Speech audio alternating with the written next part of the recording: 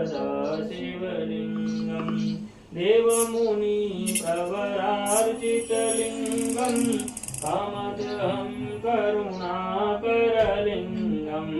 रावणदर्पविनाशनलिङ्गम्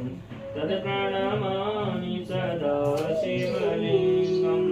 तत्प्रणमामि सदा शिवलिङ्गम्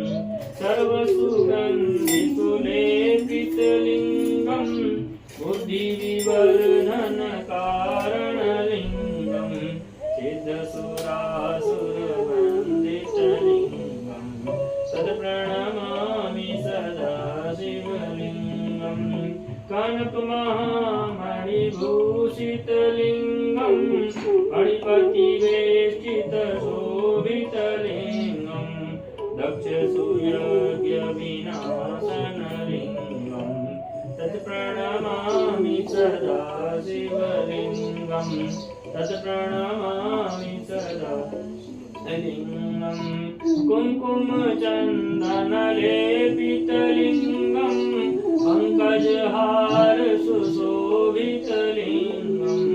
सञ्चितपापविनाशनलिङ्गम् तत्प्रणमामि सदा शिवलिङ्गम् देवगणाचितसेवितलिङ्गम् भावैर्भक्तिभिरेव च लिङ्गम् दिनकरकोटिप्रभाकरलिङ्गम् तत्प्रणमामि सदा शिवलिङ्गम् तत्प्रणमामि सदा शिवलिङ्गम् अच्युतलोकपरिवेष्टितलिङ्गम् सर्वसमुद्भवकारणलिङ्गम् अष्टदरिद्रविनाशितलिङ्गम्